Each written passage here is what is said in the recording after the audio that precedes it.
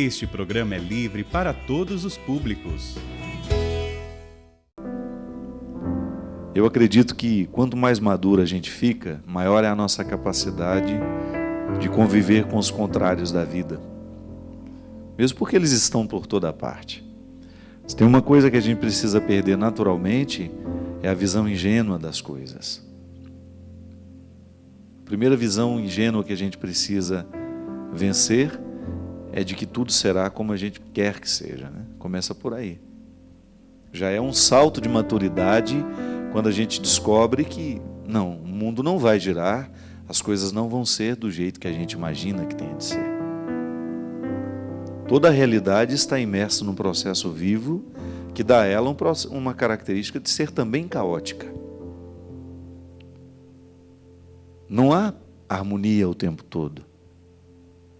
A vida, justamente por ser viva, ela é movimento. Heráclito, um filósofo dos primeiros, né, que nós tivemos na história da filosofia, ele dizia que a vida é devir, isto é, estamos em processo de vir a ser, em constante movimento. Ele dizia, é impossível você se banhar 2 vezes na água de um mesmo rio, porque quando você pula, ele é um, saiu, ele já é outro. Enquanto você está ali, o rio está passando, é movimento. E enquanto o rio é movimento, ele é também caótico. Ele está fora da ordem, mas ele também é belo. Ele é refrescante, ele é saudável. Há sempre as duas realidades, o tempo todo a serem observadas. E a maturidade é justamente quando você começa a compreender o mundo sem as ilusões de que tudo será harmonioso. Vencer essas ilusões, essas compreensões infantis, primárias em nós, é tão fundamental até mesmo para a gente estabelecer bons relacionamentos, né? Você precisa partir do princípio de que você pode amar uma pessoa, que você pode estabelecer um vínculo com ela, mas que não será perfeito. O único amor perfeito que existe é aquela rosinha que existe nos jardins. É o único que a gente conhece. Todos os outros são marcados por qualidades e limites. E só é possível viver o amor, viver os bons relacionamentos, se a gente tiver essa consciência iluminada de que não serão perfeitos. Eu vou ter que lidar o tempo todo com precariedades, com realidades caóticas, porque nós somos assim. Eu tenho em mim uma natureza que pode ser harmoniosa. Luto para isso. Eu busco no meu dia a dia estabelecer dentro das minhas condutas, dentro da agenda do dia, eu procuro colocar o meu autoconhecimento, a oportunidade de aprender a lidar comigo, para que cada vez mais eu saiba conhecer os meus mecanismos, o porquê que sinto assim, porquê que sou indeciso, porquê que tenho facilidade de me irritar com aquele tipo de realidade, com aquele tipo de estímulo. Vou fazendo o meu dever de casa, mas eu não deixo de ser caótico. Eu caminho na direção de uma harmonização de tudo isso. Mas o tempo todo é um experimento caótico. A vida é assim. A vida tem contrários, como bem diz a canção. O direito tem um avesso, o de graça tem seu preço. E eu preciso identificar no meu dia a dia todas essas realidades, compreendê-las e absorver o que é favorável de tudo isso. Porque às vezes a gente tem uma tentação de pensar que o contraditório não pode nos favorecer. Pode sim. Quando eu experimento a minha contradição, quando eu experimento a minha hipocrisia, quando eu experimento a minha transgressão, ali eu tenho a oportunidade de aprender boas regras. Na minha fraqueza é que sou forte, São Paulo dizia. É o discurso da contradição. Aliás, o cristianismo é pautado o tempo todo em simbologias e em realidades contraditórias. A realidade da cruz, por exemplo. O seu Deus é rei, Mas não se esqueça que ele é coroado de espinhos. É diferente a coroa do rei. Enquanto o rei ostenta, a gente viu, né, a rainha da Inglaterra fazendo 90 anos, ela desfilando com uma tiara, sei lá como é que chama aquilo, uma coroa cravejada de diamantes, de pedras preciosas, certamente numa estrutura de ouro. Pois é, quando nos fala a palavra rei, a primeira coisa que nós associamos é que é glamouroso ser rei. Mas isso é uma construção histórica, uma construção social do papel. Se você for pensar, o rei é o primeiro a ser o servidor do povo. Ele é o primeiro a ser o guardião dos valores do povo. Aí está tudo glamourizado. Você pensa na política, né? O nosso presidente, o presidente daqui, o nosso prefeito. Sempre que a gente fala dessas autoridades, o juiz da cidade, a gente sempre pensa em alguém que está acima de nós, né? É o contrário. É alguém que está abaixo, na primeira fileira de serviço. Por isso que Jesus dizia que o servo, o significado do servo deverá ser para nós sempre como modelo humano a ser observado. Viemos para servir. O amor é serviço. A amizade é serviço. Aí você descobre a realeza do serviço. A rainha da Inglaterra desfila pela cidade coroada de diamantes e você corre o risco de pensar que a realeza é sempre isso, glamour. Não. Volta para o seu mestre. Volta os olhos para o seu rei. E você vai ver que a realeza dele está expressa no Monte Calvário, onde ele está despido, onde ele está machucado e coroado, mas de espinhos. Inclusive com uma frase irônica acima de sua cabeça. Ali você descobre a contradição. O cristianismo está estabelecido a partir de uma contradição que nós não conseguimos resolver. Eu preciso buscar a glória de Deus e encontro a glória de Deus no serviço, na simplicidade. A glória de Deus não é a mesma da glória dos homens que nós compreendemos.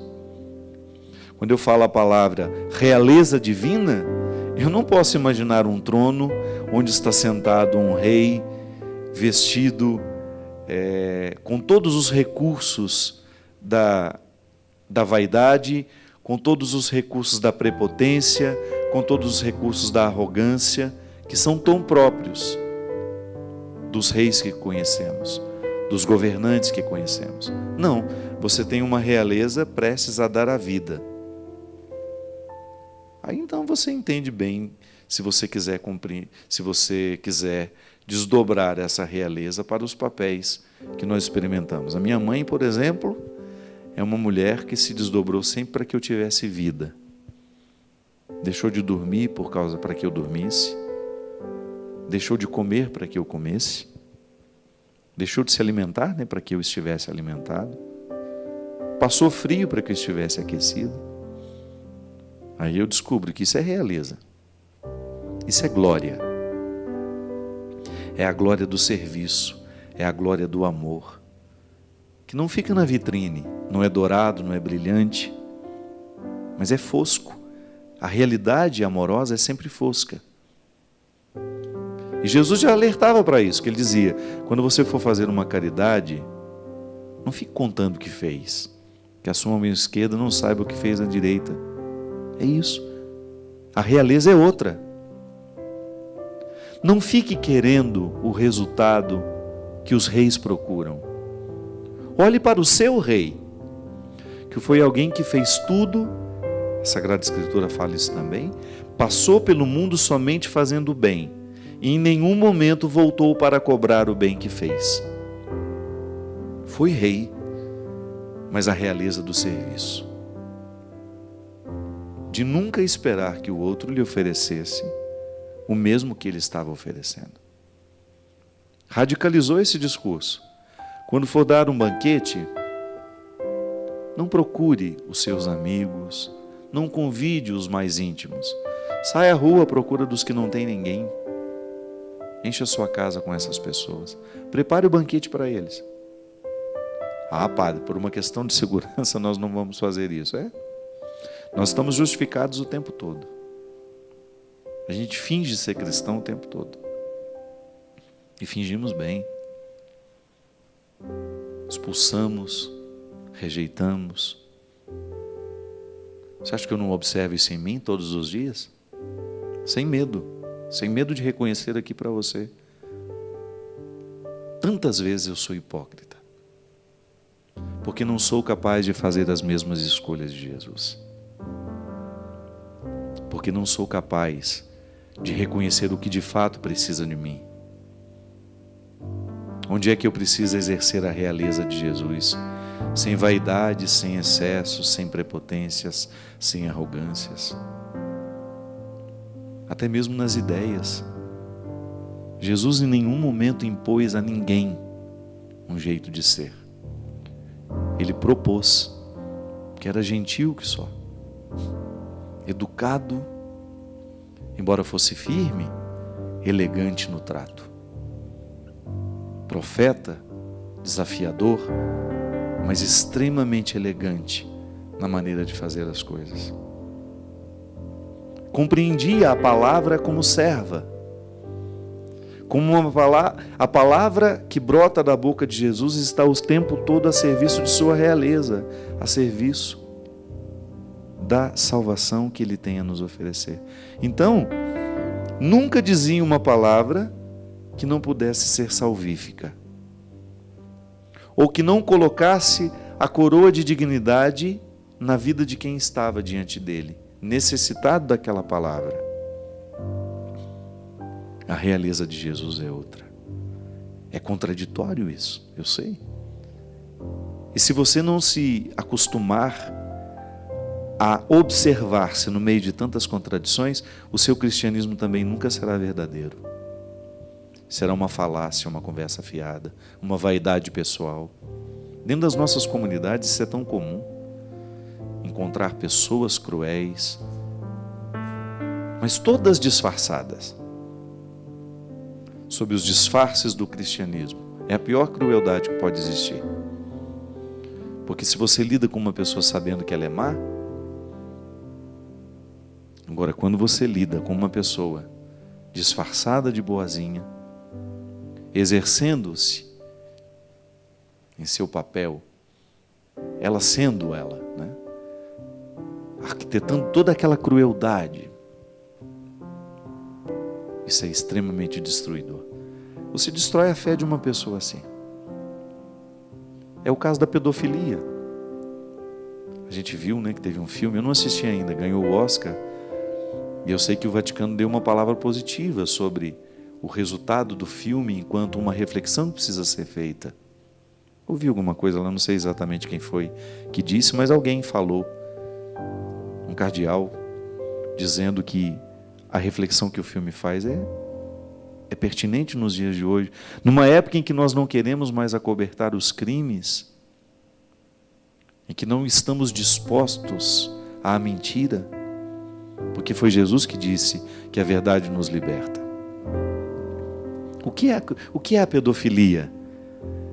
É alguém utilizar-se da autoridade afetiva para seduzir, abusar de alguém que confia naquela autoridade.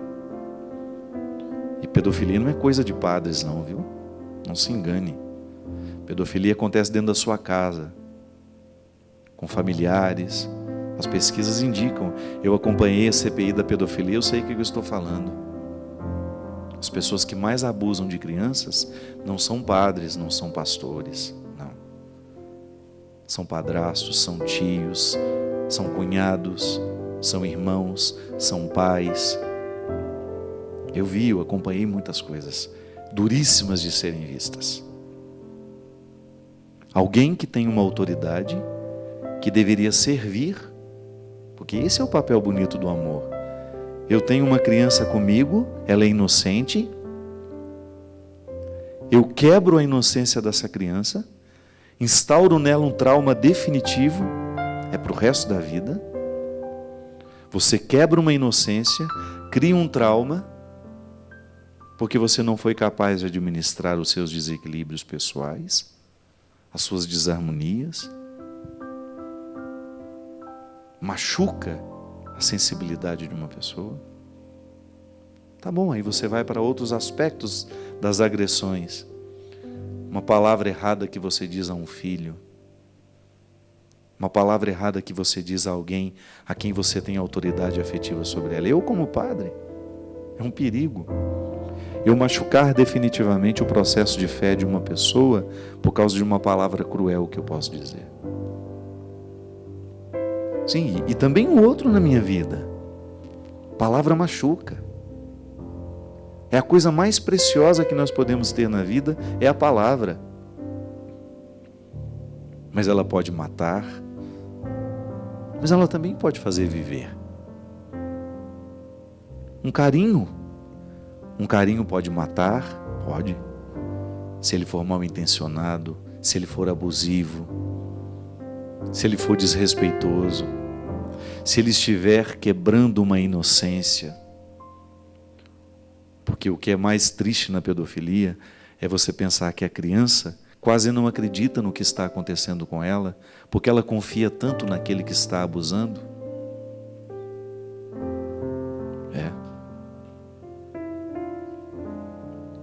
A realeza, minha gente, a contradição no Evangelho, essa realeza que nós precisamos exercer no nosso dia a dia, ela está em todas as dimensões da vida.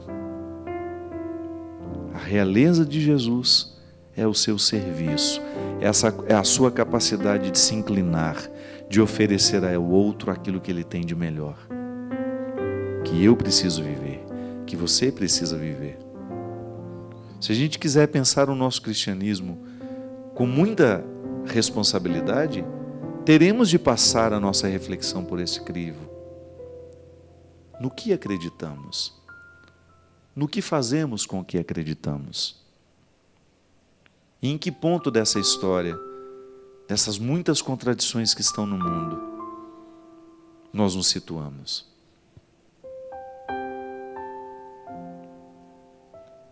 A qualidade da nossa vida depende disso, dessa maturidade, de você sair do artificial. O seu cristianismo não é glamouroso, ele é serviço. A realeza de Jesus é diferente da realeza inglesa, que é sofisticada. Pode ser que nem esteja mais a serviço do povo, que ela acaba sendo muito decorativa. Mas todo aquele que tem uma instância de poder deveria pensar que o poder só tem sentido se for para ajudar a servir, senão abandone o cargo, abra mão dele. O cargo está a serviço de uma vaidade pessoal, o cargo está a serviço de um exercício de poder. Eu corro o risco de ser assim, padre. Fico padre não para servir o povo, fico padre para oprimir os que estão perto de mim. Fico padre para perder a oportunidade de fazer bem, fazendo mal. Uso do meu ministério sacerdotal para exercer poder, para alcançar os meus interesses, para usar a minha palavra afiada para machucar. Não. Como pai, a sua realeza tem que estar pautada na realeza de Jesus, é serviço. A partir do momento que você põe um filho no mundo, você se torna servo dele, no sentido mais pleno da palavra.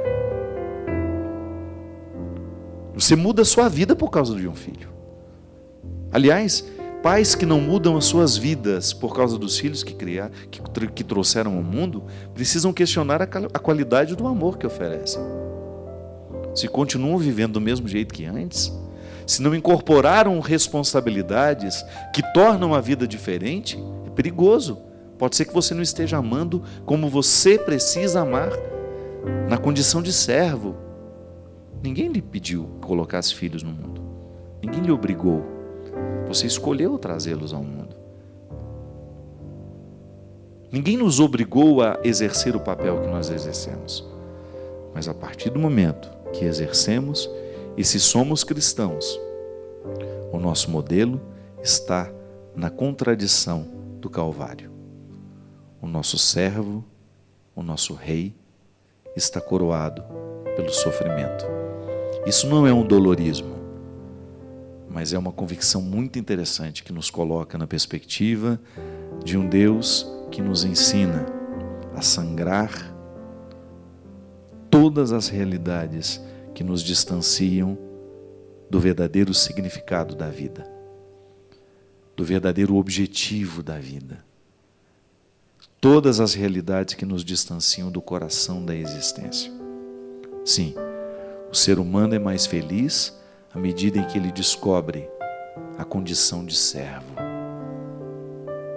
A gente fica muito mais feliz quando a gente se reconcilia com a simplicidade do serviço, com o amor serviçal. Aqueles que passarem pela minha vida terem a oportunidade de receberem a minha palavra serviçal, o meu gesto serviçal, o meu amor serviçal. Há um texto no Evangelho, minha gente, em que essa contradição que a gente falava no início, ela fica muito evidente. A natureza contraditória do cristianismo, de estar o tempo todo, uma realidade positiva sendo escondida em algo que aparentemente parece negativo. O Calvário é um lugar de libertação, mas quando você olha para ele é um lugar de sofrimento.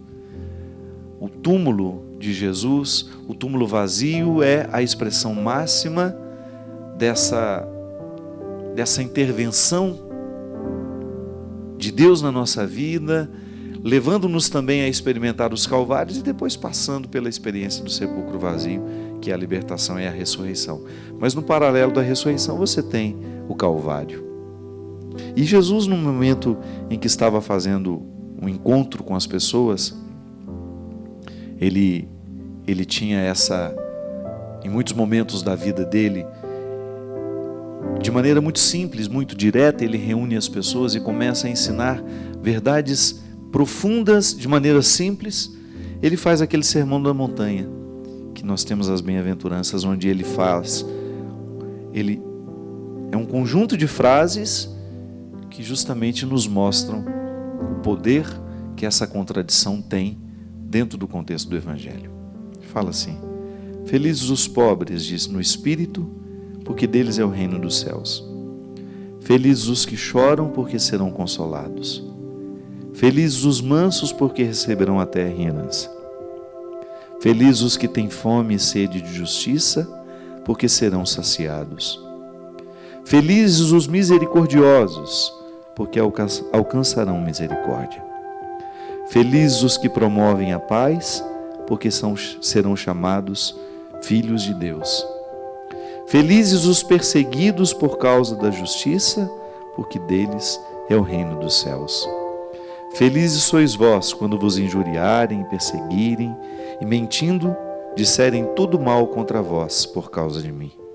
Alegrai-vos e exultai, porque é grande a vossa recompensa nos céus, pois foi deste modo que perseguiram os profetas que vieram antes de nós. Interessante, porque aqui no texto você tem essa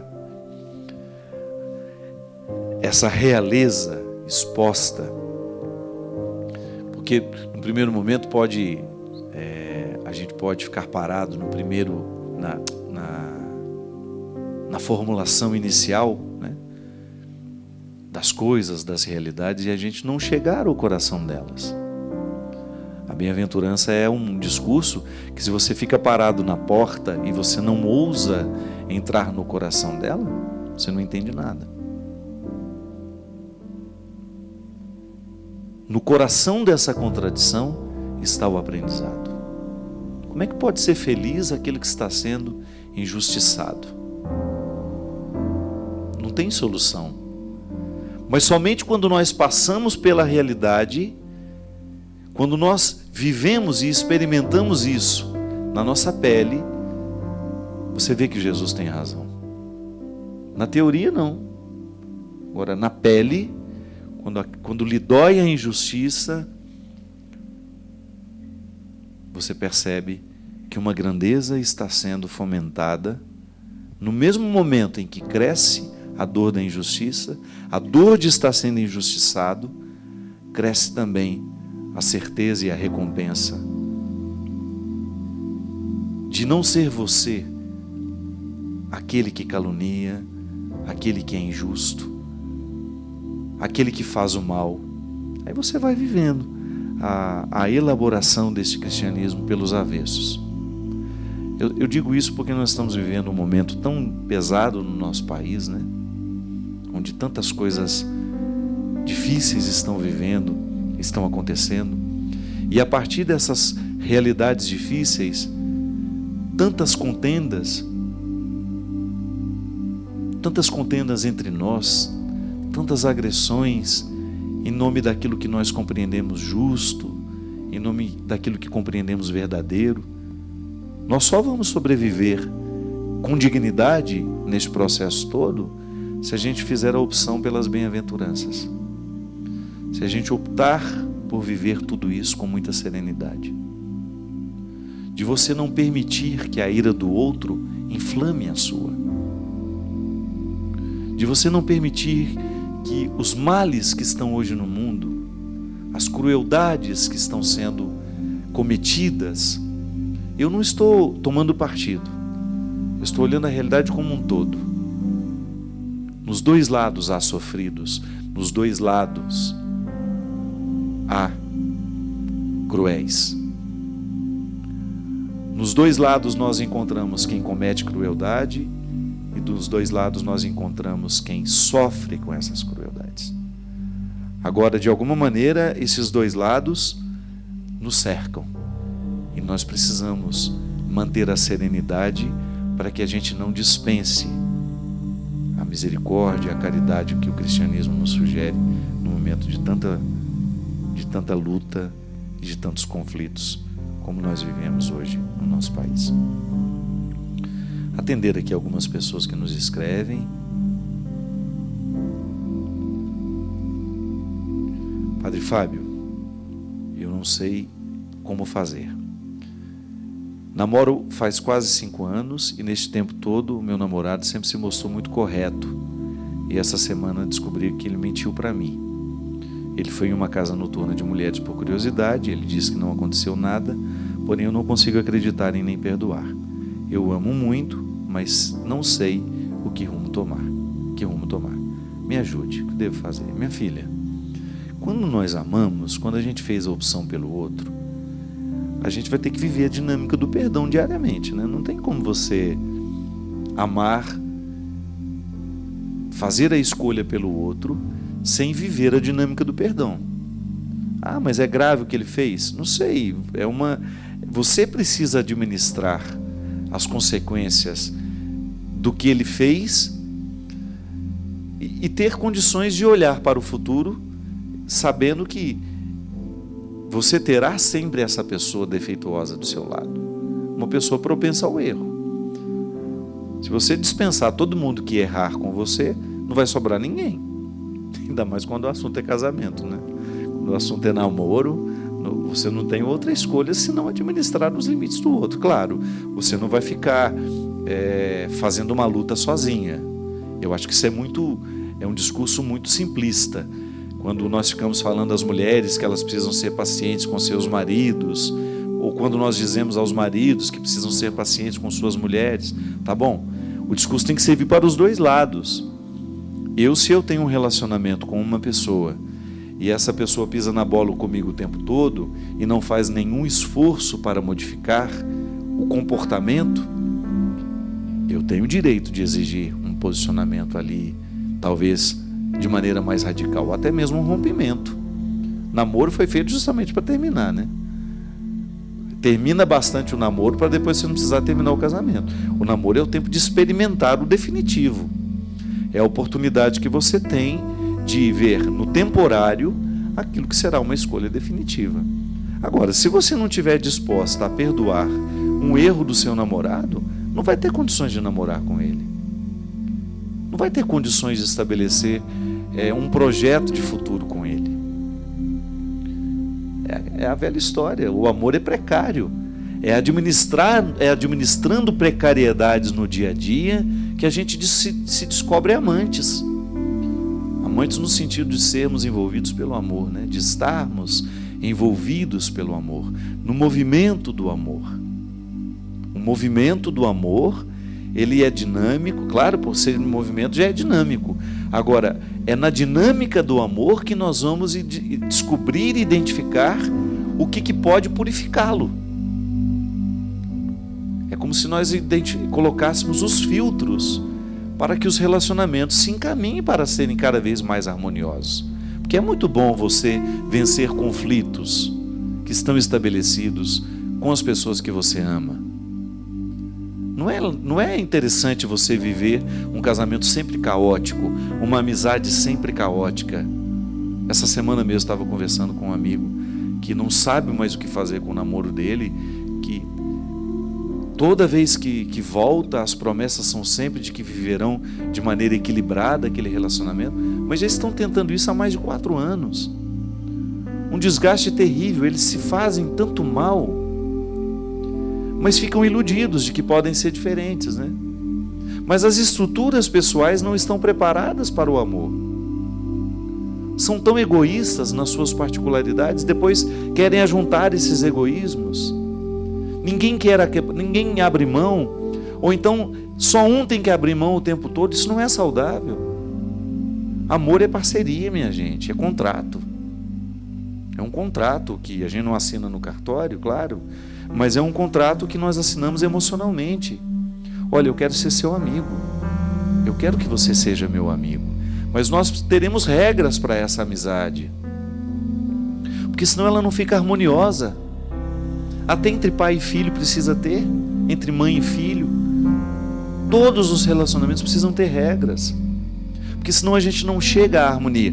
Aí vai ficar eternamente conflituado. Aí eu disse isso para esse meu amigo essa semana. Eu falei, olha, eu não acredito mais no seu conflito, porque você sempre volta a estaca zero. Estão terminados agora. Aí começa a viver o desconforto, porque isso é igual dependência química, né? Crise da abstinência, né? O outro faz tão mal que você quer separar. Aí separa, depois um mês e meio, começa a sentir falta do mal que ele te fazia. É dependência química. A emoção é também uma dependência química. Aí eu dizia para ele, olha, é igual parar de fumar. Se você não vencer o desejo de voltar no primeiro mês, se você não experimenta dar um passo no segundo mês, a libertação nunca chega. Você vai ser eternamente dependente emocionalmente daquela pessoa. Você sabe que ela te faz mal, mas continua dependendo dela, continua procurando por ela, porque não quebrou, não estabeleceu a regra da harmonização, que é esforço, gente. É esforço, é luta diária, é escolha. Amar é escolha, é decisão. É você optar pelo outro. E quando você opta pelo outro, você tem que estar disposto a viver a dinâmica do amor. Então vai viver sozinho. Também ninguém está te proibindo. Ninguém está te empurrando para o altar. Aliás, muitas pessoas que eu conheço que se casaram sem ter a vocação para o matrimônio, arruinaram as suas vidas por isso. Que a vida na solidão, ela tem o seu valor. Ah, padre, não é assim. Encontros solteiros convictos, totalmente reconciliados, vão fazer outras escolhas que não o casamento. Vão estudar, vão viver para a vida acadêmica, vão viver para a arte. Tanta coisa pode nos envolver, pode emocionalmente nos preencher. Tem gente que não nasceu para o casamento e insiste nele, porque não tem estrutura humana para o casamento. E não descobriram isso ao longo da vida. Não se educaram para a divisão. Porque quando você vai casar, você precisa estar disposto a viver a divisão. Você tem que estar disposto a se doar, a se dividir. É o que a gente falava aqui, é o serviço. É a realeza do amor. A realeza do amor, não esqueça os romances glamorizados, os contos de fadas, não serão assim. O seu amor será possível. É possível. Mas ele não é o da novela, não é o do filme, não é o do livro. Final feliz só existe nos contos de fadas. O que a gente precisa fazer no dia a dia é construir as oportunidades de sermos realizados uns ao lado dos outros. É assim que funciona. É na contradição. Então, se não estiver disposta a perdoar, não está disposta ao amor. Poderia inventar uma respostinha mágica para você, minha filha, mas não tem. Quer amar? Quer ter alguém ao seu lado? Exercite-se na capacidade de servir. E com o tempo, vai maduramente ensinando o outro a fazer o mesmo. Porque senão não é amor. É assim que a gente vai vivendo.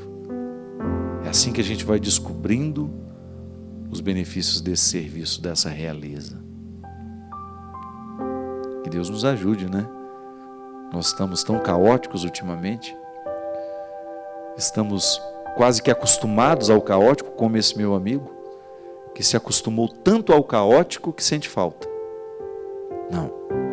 Nós precisamos despertar dentro de nós a capacidade de administrar o caótico para chegarmos à harmonia que nos faz tão bem. Um relacionamento harmonioso, uma amizade harmoniosa, um namoro harmonioso, mesmo tendo defeitos, um casamento harmonioso, é a coisa mais bonita, é a coisa que mais nos realiza como pessoas. Você pode até pensar, o que mais me realiza na vida? É amar e ser amado. É você ter a satisfação de ter o outro ao lado.